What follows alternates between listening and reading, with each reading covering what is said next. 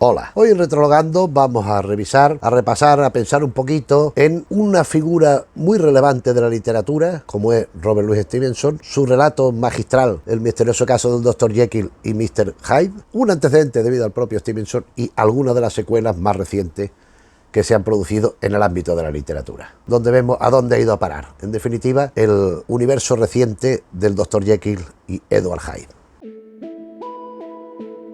Jekyll y Hyde es una invención maravillosa de Robert Louis Stevenson, que aquí en esta edición de cuentos completos, que ya hemos sacado alguna otra vez por el canal, pues está incluido, donde, pues bueno, pues dentro de estos cuentos completos, en el índice, encontramos el extraño caso del Dr. Jekyll y Mr. Hyde. Incluido, hay varias ediciones de forma independiente, incluido en antología o en ediciones de los cuentos como este caso. Stevenson era una persona que estaba bastante obsesionada con el tema de la dualidad de personalidades, de la esquizofrenia o de la división de la personalidad individual en dos facetas, fundamentalmente la buena y la mala, la positiva y la negativa. En otro escrito del propio Stevenson se deja ver esto, por ejemplo, en La isla del tesoro, los desdoblamientos, no dentro de una misma persona, que también, sobre todo en el caso de John Silver, como por ejemplo las dos personas que admira Jim Hawkins, el capitán y el pirata, o sea, cómo van disociándose a la vez que uniéndose en indisoluble solución, dos personalidades. Y Jekyll y Hyde es el momento máximo, la cumbre de este pensamiento, de esta literatura. Jekyll y Hyde, en definitiva, es una historia de terror puro y duro, donde se nos transmite este sentimiento de que realmente es una forma, no es la esquizofrenia exactamente, porque pretende ser otra cosa. El Dr. Jekyll está elaborando un elixir, una bebida, no sé, llámalo como quiera, que hará que el ser humano que la hiciera, nada más que salgan sus virtudes y sus rasgos positivos a la salud, y lo negativo y lo malo quede fuera. De suerte que, disociando lo malo de lo bueno, se toma por error el malo y se apodera de la maldad. Y cada vez va exigiendo más hasta liquidar al propio personaje. Quien no conoce la historia y la lee por primera vez, es absolutamente impresionante, porque además es inesperado.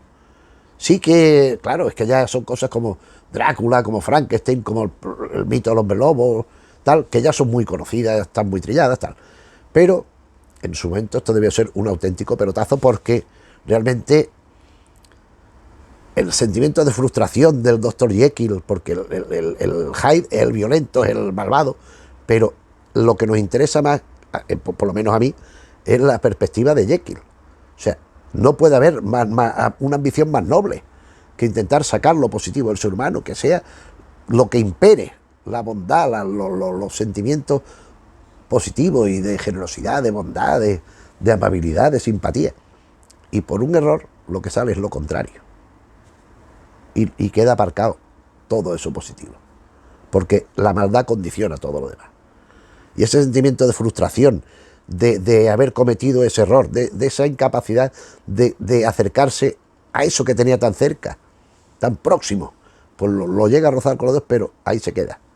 Eso es un planteamiento que es que, claro, es que te perturba, es que dices tú, porque claro, aquí estamos en un caso extremo, pero se puede hacer un paralelismo, establecer un paralelismo con facilidad con cualquier otra situación. El Dr. Jekyll y Mr. Hyde son muy conocidos, y de hecho aquí me he traído este libro de apoyo, que es cuando en el Festival de Cine Fantástico de Estepona, pues como he sabido, se fueron haciendo cada año la marca del vampiro, del Frankenstein, del hombre lobo, tal, y un año tocó Dr. Jekyll y Mr. Hyde. Y como en las anteriores ocasiones, que estos libros ya los mostramos en otro vídeo del canal, pues se hizo un volumen colectivo encargando a determinadas personalidades pues que hicieran un capítulo pues sobre el particular. Paul Naschy fue el responsable mientras vivió y mientras estuvo colaborando con Julio Peces en este festival, y es que aquí ya no estaba Paul Naschy, pero aquí tenemos un prólogo de Luis Alberto de Cuenca, un psiquiatra, José Ignacio del Pino, Mysterium Iniquitatis, donde habla de la perspectiva psicológica de o psiquiátrica del Jekyll y Hyde como literatura y como realidad.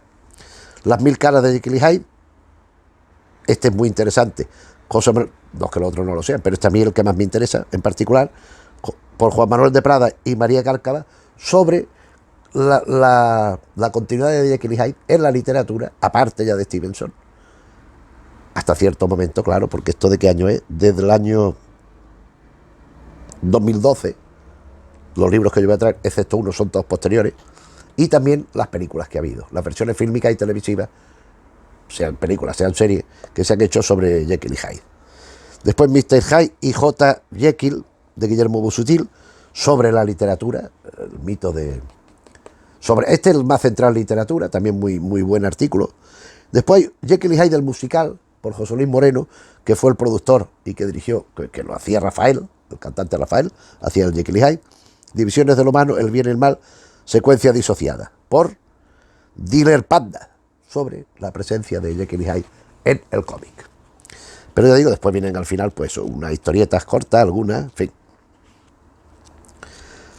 Y es un libro muy completo, revisando pues lo que ha sido la difusión y la progresión de Jekyll y Hyde en esos ámbitos que hemos dicho. Pero en época más reciente han salido, curiosamente, muy próximas en el tiempo, 3 novelas tomando a Jekyll y sobre todo a Hyde como protagonistas, porque claro, Jekyll no van a utilizarlo, sí, como momento anterior, porque Jekyll al final del relato de Stevenson muere, entonces no pueden inventar historias posteriores, mientras que de Hyde sí, disociándolos. Pero bueno, ya llegaremos a esto en su momento.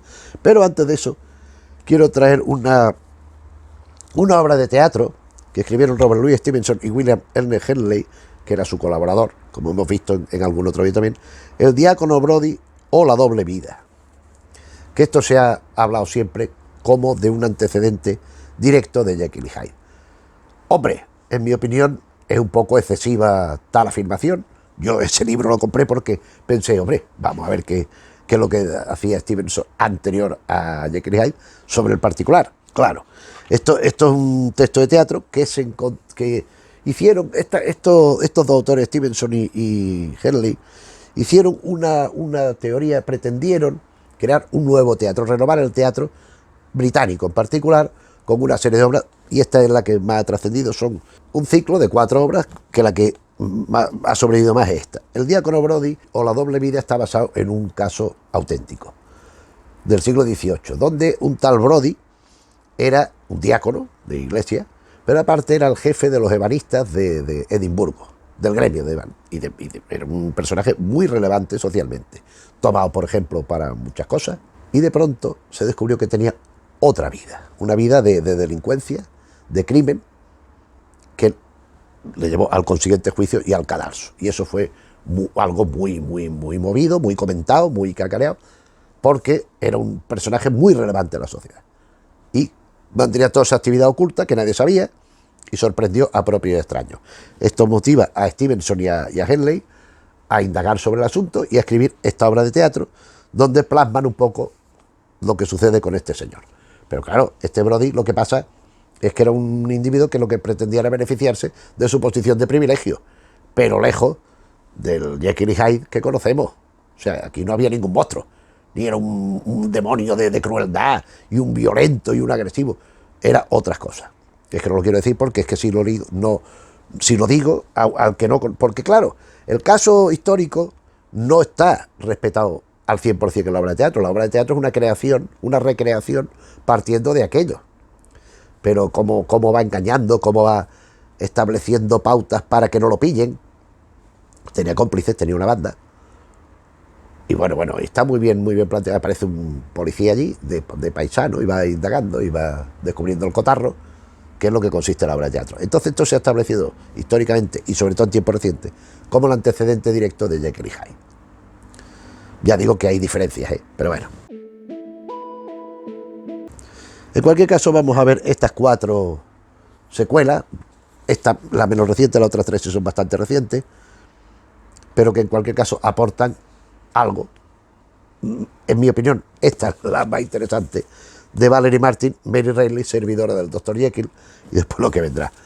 Esto es una perspectiva muy interesante del Jekyll y Hyde, porque es la criada del Dr. Jekyll. También tiene una versión fílmica esta novela, protagonizada por Julia Roberts y por John Malkovich. Muy interesante la película también. Y aquí tenemos la perspectiva de una sirvienta que está viviendo allí, interna, con lo cual vemos elementos de intimidad tal y cual, que no están en el relato que recrea Valerie Martin en su novela, pero también lo estamos viendo de una perspectiva femenina, que eso es muy importante. Entonces, claro, Jekyll despierta una admiración, pues como el diácono Brody la imagen pública del diácono Brody, pues es un hombre muy buena persona, el Dr. Jekyll, siempre altruista, siempre filántropo, siempre queriendo beneficiar a todo el mundo. La transformación y cómo va degenerando Hyde, y ella tiene que guardar el secreto, por lealtad y porque si no también el Hyde se la puede cargar, pero está muy bien esa novela. Y vamos con las tres más recientes, empezando por Dr. Jekyll y Mr. Hyde de Anthony O'Neill. Esta novela está bastante bien. Esto viene a ser una secuela al uso, donde, fallecido Jekyll, como sabemos, hay Utterson, el abogado, que es el amigo, en la historia de Stevenson, Utterson es el abogado y el amigo de Jekyll, el que le intenta ayudar, el confidente al que Jekyll le cuenta las cosas y todo esto. Y es el que sabe, el que descubre al final el asunto, el que un poco pues levanta la liebre del Jekyll y Hyde. Y entonces aquí el Jekyll ha muerto y de pronto aparece un individuo diciendo ser el Dr. Jekyll. ¿Cómo puede ser? Él sabe que está muerto, como lo sabemos todos los que hemos leído el relato. Henry Jekyll dice, bueno, pero ¿esto cómo puede ser? Este señor es un impostor, pero resulta que este hombre, que dice haber vuelto de la vida, que no termina de morirse y tal, sabe detalles y aspectos que nadie más que él conocía. Entonces, ¿cómo puede ser si este señor está muerto? ¿Y qué relevancia tiene la presencia de Edward Hyde en esta historia? Entonces, bueno, pues es la indagación de este señor y a las conclusiones que se llegan, con los enfrentamientos, con tal y igual. Es una novela pues bastante interesante, que se deja leer bastante bien y que, bueno, es una propuesta de continuidad a través de Utterson de el Jekyll y Hyde canónico. Algo más distinto, El testamento de Mr. Hyde, de Andrés González Barba. Otra secuela, en este caso El testamento de Mr. Hyde, porque aquí resulta que le encargan a un tal Peter Stewart, que es un lector empedernido de Stevenson, un conocedor inmenso de la obra pero además muy volcado, muy fanático de Stevenson, le encargan que busque quién es la identidad que se esconde en el extraño caso del Dr. Jekyll y Mr. Hyde, porque Scotland Yard ve que hay alguien que tiene que ser, o sea, lo que sucede en el relato está sucediendo en la realidad, con lo cual alguien tiene que haber dado la semilla para que Stevenson hiciera su relato de ficción, pero ese personaje real existe. ¿Quién es? Porque está actuando. Y entonces este Stewart empieza a ir de un sitio para otro siguiendo los pasos de Stevenson documentando su vida, viaje hasta ir a Samoa, toda la historia, para llegar a una solución última, bueno, que está bien. A mí, no sé, esta es quizás, la otra me gustó más, pero esta también está bien, esta novela. Y después tenemos aquí ya un despropósito bastante notable debido a Craig Russell, Hyde. A mí esta me parece bastante un poco un despropósito. A mí Craig Russell es un autor que me interesa mucho. Hay dos series que comentaremos en el canal con el tiempo, porque claro, tampoco podemos ir. Una es la serie de Jan Fabel, donde en una Alemania contemporánea se van recreando materiales anteriores de la literatura y de la mitología germánica en el sentido de criminal, es decir, van asesinando según los cuentos de los hermanos Grimm, de esto, de lo otro, de la Valquiria y tal. Y por otra, porque él no es alemán, Craig Russell, un personaje irlandés llamado Lennox, muy duro, muy brutal, que tiene otra serie de novelas. Eso lo veremos en su momento. Hoy vamos a hablar de esta novela Hyde, donde Edward Hyde, totalmente independiente ya del Dr. Jekyll y todo, trabaja en la policía. Él ha tenido la historia que conocemos anterior, se ha regenerado y bueno, ha decidido invertir su fuerza y su energía en beneficio colectivo, desde la policía. Entonces aquí por un lado encontramos la subjetividad de Hyde, que claro, tiene una mente que tiene delirios, que tiene pues elementos de alucinación, siempre que tiene que contener el propio Hyde de forma voluntaria para no caer en eso, en aquellos excesos del Mr. Hyde clásico de Stevenson. Pero desde su puesto en la policía va investigando una serie de crímenes que van sucediendo, de asesinatos, que parecen, como después resultan ser, que obedecen a unos rituales de algún tipo. Entonces se juntan los crímenes reales con todo lo que esa mitología celta en la que se basa esa secta, ese grupo de ocultistas que son los que están llevando a cabo los crímenes.